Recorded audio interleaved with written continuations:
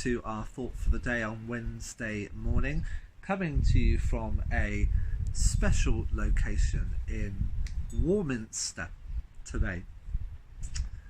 I remember a while back when I was at school, I think I might have even been in year 7 at school. We went to Normandy on a school trip, and we went to see the Bayeux Tapestry. And the Bayeux Tapestry is a tapestry that was made by French nuns to commemorate the victory of Duke William of Normandy, who became William I of England, William the Conqueror, on his invasion of England to claim the English throne in 1066, and the Battle of Hastings, which actually took place in a place called Battle, not in Hastings. But that's a fun history fact for you. And looking along this very long tapestry, which showed you the events of the lead up to it, starting with the deal that Harold, who was a duke in England, had made with Duke William, that he would have the throne when Edward, who was the king, died, all the way through to the coronation of William at Christmas time in 1066 in London.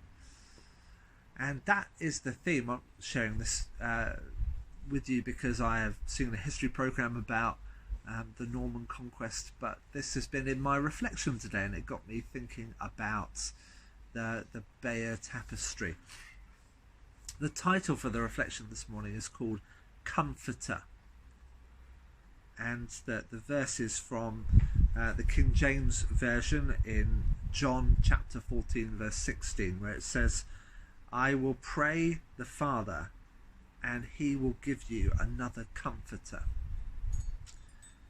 And the thought says, God's Spirit is called the Comforter.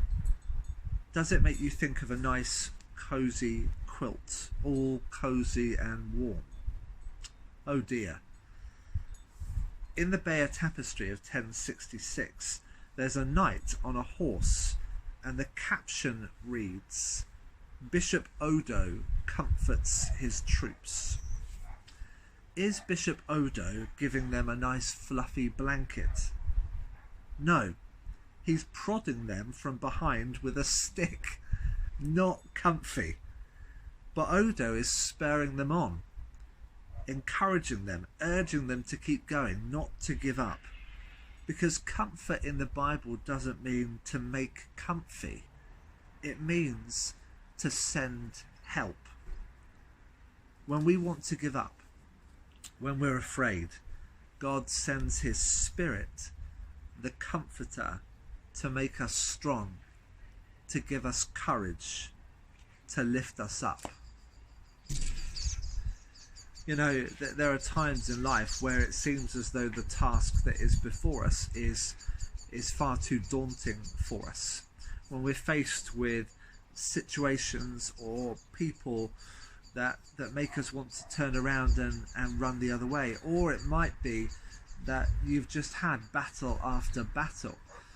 This army, the Saxon army that fought for Harold at the Battle of Hastings, had already, only less than a week before, fought another battle up in Stamford Bridge against a Viking army that had tried to invade from the north, and that they marched down as soon as the battle had finished, within 5 days, from the north down to the south coast, in order to meet this army of William's. You know, they had already fought battles, they were tired, they were weary, and the prospect of another battle was maybe too much for some of them.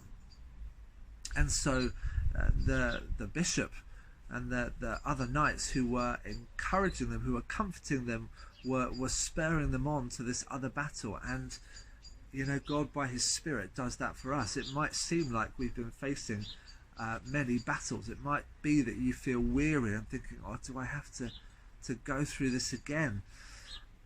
And yet God's Spirit comforts us, not so that we would curl up into a ball and feel all nice and secure, but to give us the strength and the courage to keep on going, to keep on moving, even when it's hard, even when it's tough, even when you're tired from the battles that you've been already fighting and the prospect of another one fills you with dread.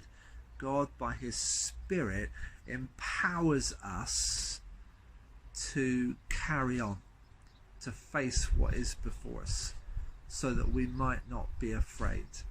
The Bible says that God didn't give us a spirit of fear, but a spirit of being a son and a daughter of the living God. So today, whatever the challenges you face, whatever the battles that might lay before you, whatever you've come from and however weary you feel, may you know that comfort, not as a stick poking you like Bishop Otto, but may you know it as a God who has got your back, who is behind you, spurring you on, encouraging you, strengthening you, empowering you to live in all the ways you need for today. So God bless you, and stay safe, and I'll talk to you again tomorrow.